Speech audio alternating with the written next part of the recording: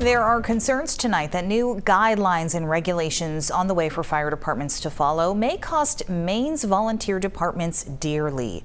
Good evening, everyone. I'm Amanda Hill. And I'm Zach Blanchard in for Brian Yacono. Maine has nearly 340 registered fire departments, and of those, more than 90% are either all volunteer or mostly volunteer departments in small towns.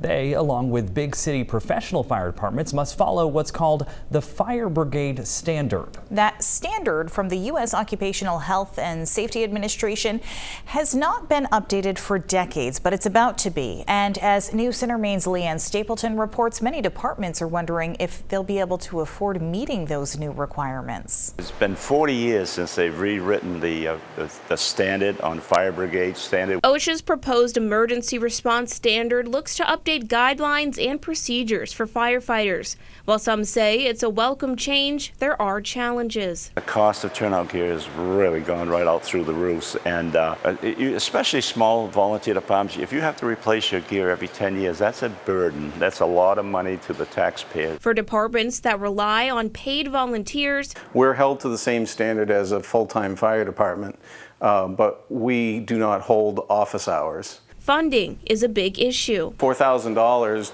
doesn't quite cover the complete outfit of one firefighter with their turnout gear. So that is a problem. And then when you start talking engines, they're talking a 20-year replacement plan.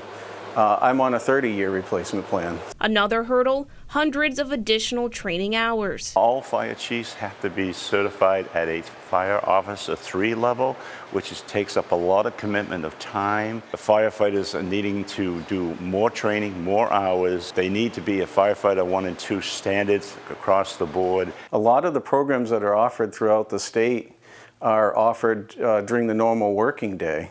And so my people have to take either vacation time or personal time off. The National Volunteer Fire Council echoes these concerns. Funding doesn't exist. We have a lot of departments out there that have budgets of $5,000 to $10,000.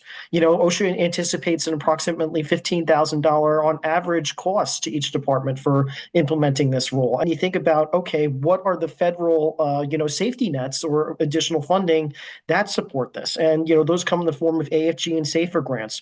Well, Congress just cut AFG and SAFER grants by 10% this year. A shared sentiment is more time. We have sent in a request to them, both from the Maine Chiefs and the Maine Federation of Firefighters, that if we could give us a 10-year period to get to that level, it's going to take time. Leanne Stapleton, News Center, Maine.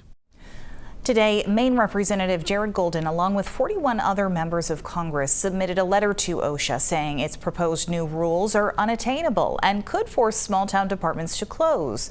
Public comment for the emergency response standard is open until June 21st, but there is a push to have the period extended another 90 days.